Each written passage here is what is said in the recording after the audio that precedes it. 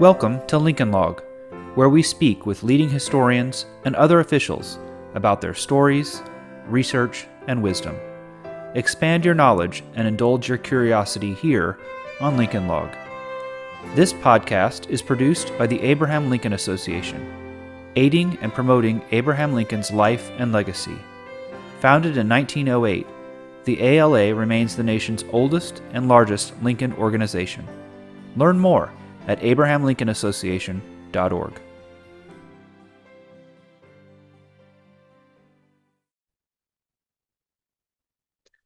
Greetings. Today we bring you a special episode recorded live at the 2025 Abraham Lincoln Association Symposium, where I had the privilege of moderating a discussion with two distinguished guests, historian Jonathan W. White and researcher William J. Griffing. Their new book, A Great and Good Man, Rare First-Hand Accounts and Observations of Abraham Lincoln, is a remarkable collection of more than 200 previously unpublished accounts from the Civil War era, giving us a fresh, intimate look at Lincoln through the eyes of those who lived through those turbulent times. John White is no stranger to Lincoln Log listeners. A professor of American Studies at Christopher Newport University, he's a prolific and award-winning author, including the book A House Built by Slaves, which won the prestigious Gilder Lehrman Lincoln Prize. He also serves on the boards of the Abraham Lincoln Association, the Lincoln Forum, and the Lincoln Institute. Bill Griffing, meanwhile, brings a unique perspective to this project. After a distinguished career in environmental and safety leadership, he has devoted his time to uncovering and preserving first-hand narratives from the Civil War era. His research has helped bring to light rare and overlooked voices that deepen our understanding of Lincoln and his times. During our discussion, we explored how these new, unearthed accounts challenged long-standing narratives, humanize Lincoln in unexpected ways, and provide a richer understanding of the era in which he lived. So sit back and enjoy this fascinating conversation recorded live at the ALA Symposium. What inspired you both to do this project? Well, Griff, do you want to tell us about Spared and Shared? Yeah, I'd like to try to take advantage of every opportunity I can to talk about Spared and Shared and make sure that people are aware of it, because I think it's a great resource. What it is 15 years ago when I retired, I worked in the scientific field, and so my passion has always been history. But when I retired, I wanted to do something meaningful with the rest of my life. So I started looking at, of all places, eBay, which was popular at the time. A lot of people were selling letters and diaries on eBay, and as I looked at this, it looked like there was a tremendous amount of history being bought and sold there. And oftentimes, the letters that were being posted there, sometimes they would have the scans of the letters, and I would be able to read them and see that there was some significant material there. But the people who were selling the letters oftentimes didn't identify what that significance was. In fact, it didn't even seem necessarily that they cared what regiment these soldiers were from or whatever. And it looked like, I thought, this is crazy. Here's significantly historical material that's being taken from somebody's closet or attic and being sold on eBay and going into somebody else's closet or attic, and we're missing out on all this opportunity to collect this information and share it with the public. The letters in this book really speak to some of the important debates that we as historians have. One of the interesting things I noticed was I was reading these is some of the references to Lincoln's physical appearance, and it seems like it comes up a decent amount. Some admired him, but others, of course, not. And how does that tell us about how people at the time viewed political leaders? It's my impression from most of the letters that I've read, especially looking at them chronologically in time throughout the Lincoln administration, is those that were inclined to sort of ridicule his appearance tended to do that early in the war when they had little knowledge of his ability. In fact, most people, some some people, I think even from Springfield, Yeah. question his ability to rise to the occasion when the country was crumbling apart, felt that this was not a man who was going to be capable of accomplishing much of anything. I think there was great concern at the time. And so, you know, if you have that kind of an opinion about a person's ability, you're, I think, more apt to ridicule their appearance, correct? And so there was a lot of that, actually, that wasn't confined to letters. It was written in publication in newspapers all the time. So, but I think as the years went on, I think you find that there was less criticism of Lincoln's appearance. Most people who came to know him, I think, especially those who came to know him well, came to recognize his ability and leadership that was probably not apparent to the average person. What I enjoy most about these letters is, you know, you've probably heard people say that how great it would be to go back in time and experience life at the time, at least to interact with people and find out what they had to say. And for me, these letters give me that opportunity better than any other thing that I can think of. Because it's like sitting down with somebody at a table and say, tell me about how you think the war is going, or tell me what you think of Abraham Lincoln. And so their honest opinions are shared. And the nice thing is it's that snapshot in time. If the letter was written in 1863, it's how they felt at that particular time. As John said, opinions changed through the war. But at that particular time, it's like sitting at the table, as I said, and they're sharing that information with you. So for me, when I open up these letters, I never know every day when I open up letters what I'm going to get, but it's like a window into time where I'm talking or communing with somebody from that period of time. And it's the closest thing I can think of to being there, you know. So I take more satisfaction, enjoyment out of doing that, frankly, than I do sitting down and reading a book, which, you know, draws from people's writings, of course, but shares a great deal of what the author's opinion is based on all the readings that they've done of primary sources. But this book, you won't find any of Jonathan's or my opinions in this book about Lincoln. You have to go into the book and read the opinions of all these people who wrote these letters, because all these are excerpts of letters where there's references to Lincoln, and you get a sense for how people really felt about Lincoln. And there were people that despised him, and we didn't try to cull that out of the book at all. It's all in there. Anybody that had anything that powerful that they wanted to say, those statements are in there. And as I said, some people really despised him and wrote terrible things about him, but you'll learn that.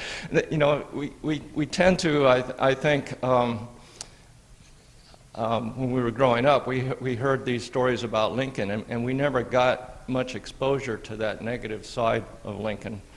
Most of what we learned when we were in grade school and high school and all that kind of stuff were all of his accomplishments and the powerful things and how he was the right leader. But we don't hear about what those people thought of him at the time that they were experiencing his administration, and this book will share that kind of thing. Yeah, you know, we didn't curate this collection, to Griff's point. We didn't go through and pick and choose. We just put in everything we got, and we arranged it chronologically so that you get a Northern woman, and then a Confederate soldier, and then a child from Missouri, and then a Northern politician, and then, you know, it goes from voice to voice to voice to voice.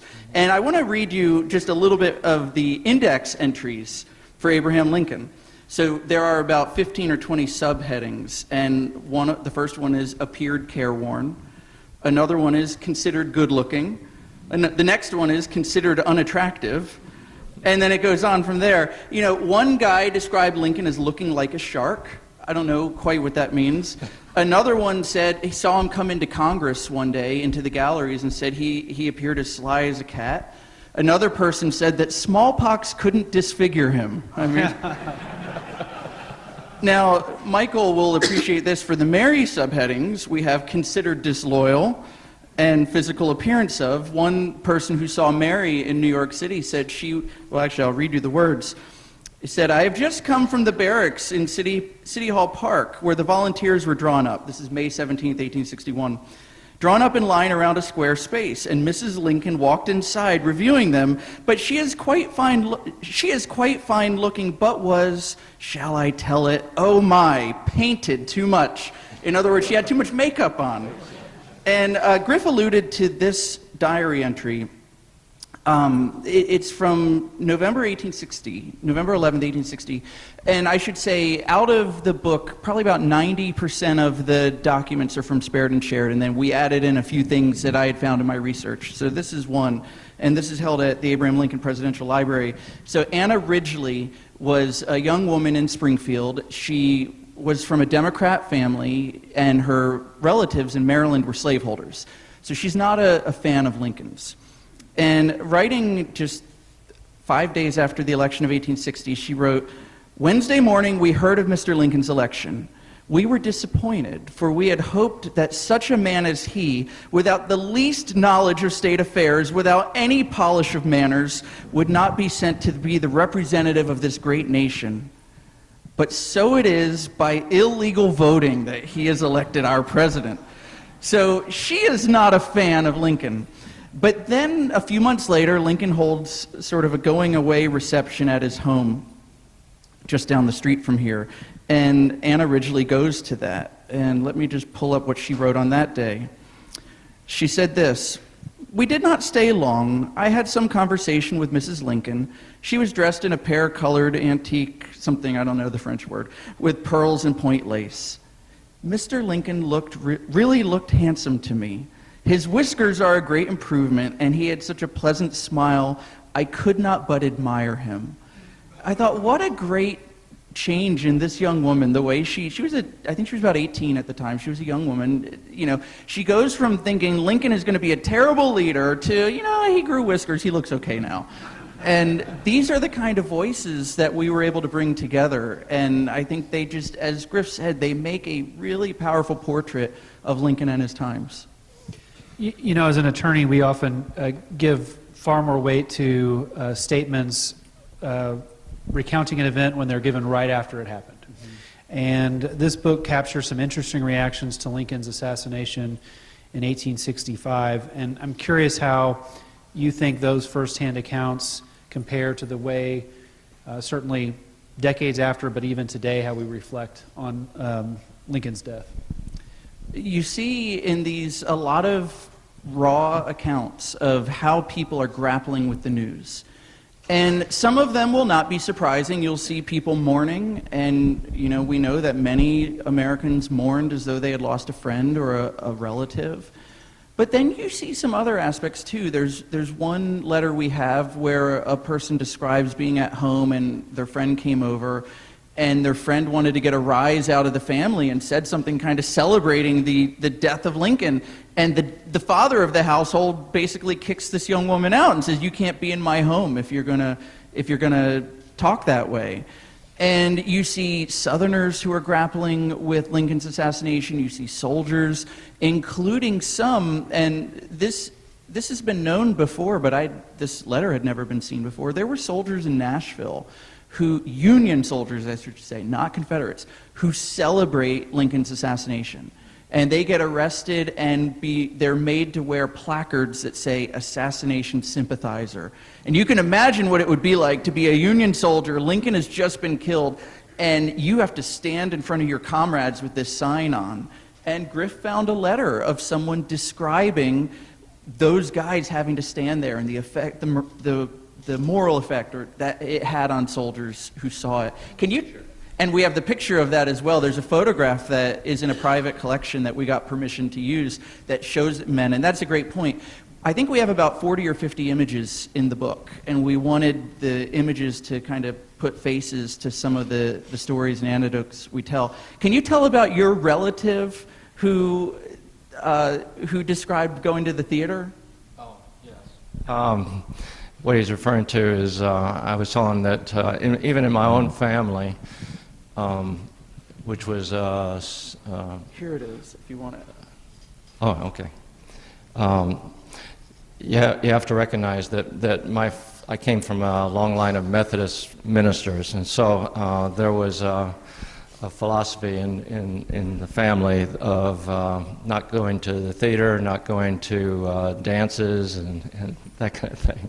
And so one of my ancestors, writing to a sister, wrote, "I suppose you have heard about the presidents being shot before this. It is so dreadful, just when peace is dawning. But if he had been to church instead of a theater, it might not have been."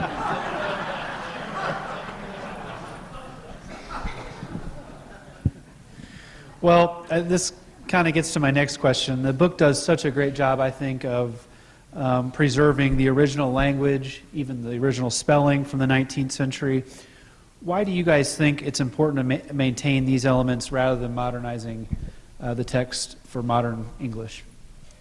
So when I went through with my student Lainey and we did the proofreading, one of the things we did, and Griff and I kind of talked through this a little bit in the process, was with letters that were written by literate writers, we presented them with minor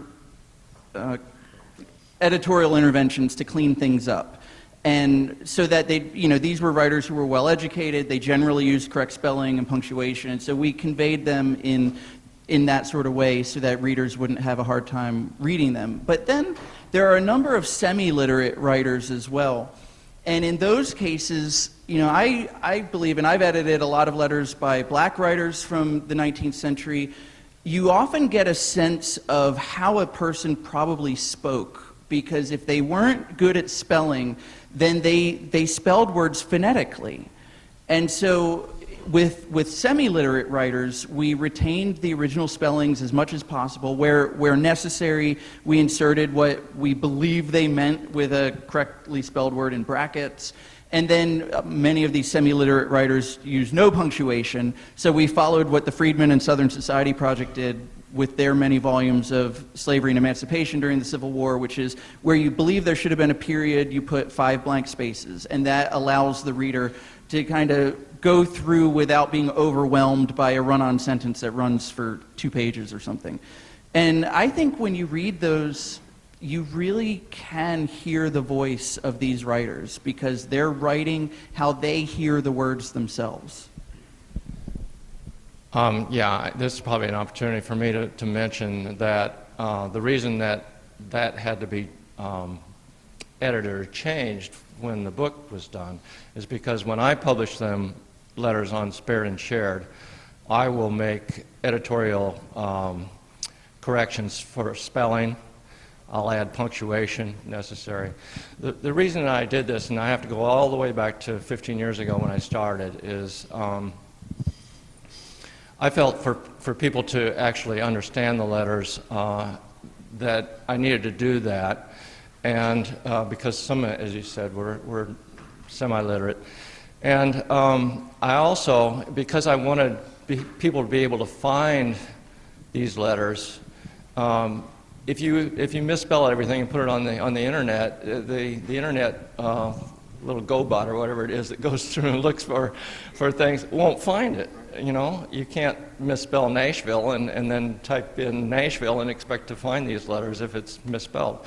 So that was my rationale a long time ago, and so I've stuck with that. And people have tended to find the letters as a result of being able to do Google searches with spelling. But of course, when we collaborated on this book, John felt it was important to get it back to capture what the original spelling was by these soldiers.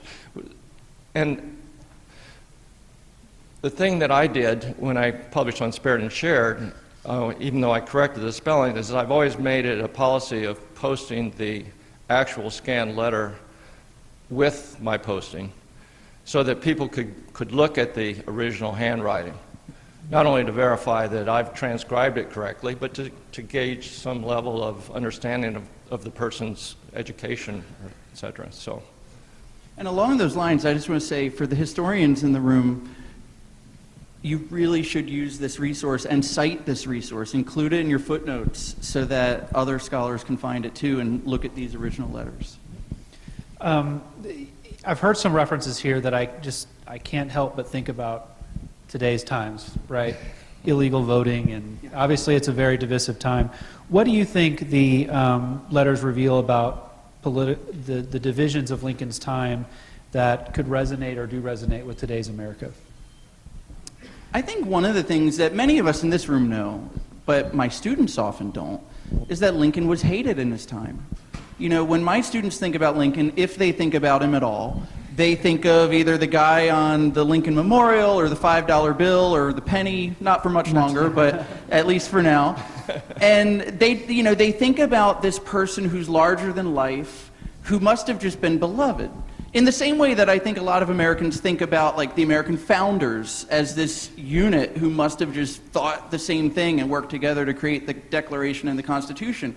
And we forget that there were tremendous divisions among those generations of Americans. And I think in a lot of ways, these accounts and these observations of Lincoln humanize him. And they allow us to see him as Lincoln's contemporaries saw him. And that means they allow us to see him as a person who was loved by some and utterly reviled by others, and then some who hated him and grew to appreciate him. And I think that can be a useful reminder for us, because I think a lot of times in our culture today, we get so divided that we feel like it's unprecedented. I mean, if you watch the news, people are like, oh, it's never been this bad before. And it's like, well, we have had a civil war. Yeah. So I think that these can be a really important reminder to give us context as we think about our own time, that we've been divided as a nation before and we've overcome it. And, you know, sometimes it takes a great leader like Lincoln to be able to do that, but even in his own time. And we've got some cartoons in here, anti-Lincoln cartoons. Like there's a Lincoln and the Draft cartoon that is not favorable towards him. Like people didn't like him then. He won 55% of the popular vote in 1864. That was only in the North. If the South had voted, it wouldn't have been 55%. It would have been a lot less. And yet we remember him as our greatest president. And I think that can be really helpful for us to remember.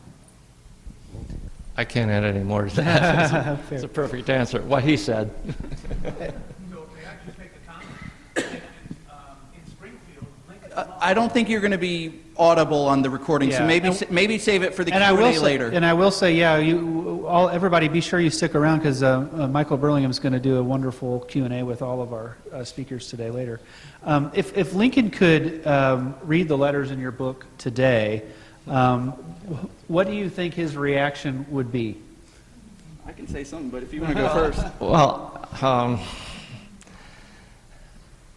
it isn't that he, this is my impression, not the historian that you are, but I know enough about Lincoln to know that he did read newspapers, and there were occasions, I believe, where he actually responded to some editors where he thought maybe he was being misrepresented, etc. I'm sure he heard the negative criticism. I don't know that there's anything in these letters that would have surprised him necessarily. Can you add it to Yeah, that? I mean, you went to the newspapers, and that's exactly what I was thinking too. I mean, you read the newspapers of the day, and a lot of the editorial commentary in the newspapers is then going to inform what people write in their private correspondence. So some of these people who are writing nasty things about Lincoln, it's because they're reading nasty things about Lincoln, and Lincoln knew what the papers were saying. I mean, as shocking as it may be, and Michael has this in the Green Monster, and we kept it in the, what do we call the mini one? I forget. The Green Dwarf, right. I don't know if that's PC, Michael. But there's a quote that is in both editions of the book from a Wisconsin newspaper, sorry Steve Rogstadt, where you are, who calls for Lincoln to be assassinated during the election of 1864. And there are people in here who contemplate Lincoln's assassination throughout the war. I mean, he knew people were saying these wretched, horrible things. And I think, I don't know how he would have responded to those sort of comments. I imagine, like most of us, if we hear something that's being said that we think is unfair, we want to respond. But Lincoln also had a surprising ability to not take every slight. And of course, we all know the famous story about George McClellan, where McClellan, blows past him when he's waiting in the parlor. And Lincoln was willing to hold the horse of a man who would just win victories. And so I think that, Lincoln knew this stuff was being said, and he probably would have taken it in stride. What's surprising to me is that knowing that he was reviled by a fair number of people, that he still, in spite of that, had very little in the way of protection. I mean, he was accessible to most people throughout the war, and even right up to the end. It's surprising to me that he actually got all the way through the war without an attempt on his life, to be honest, knowing that there were these many people that didn't like him. Well, I can't thank you guys enough. I hate that we're bumping up here against the end of our time. This is a fascinating book. You guys are wonderfully colorful and interesting hearing talk about it. I want to give you an opportunity to give any final parting thoughts or takeaways you hope come from this book, besides going out and buying it and getting a signed copy. I mean, honestly, for my purposes, I've been using it in class. And for teachers, I think it can be a really valuable resource to get students into that world.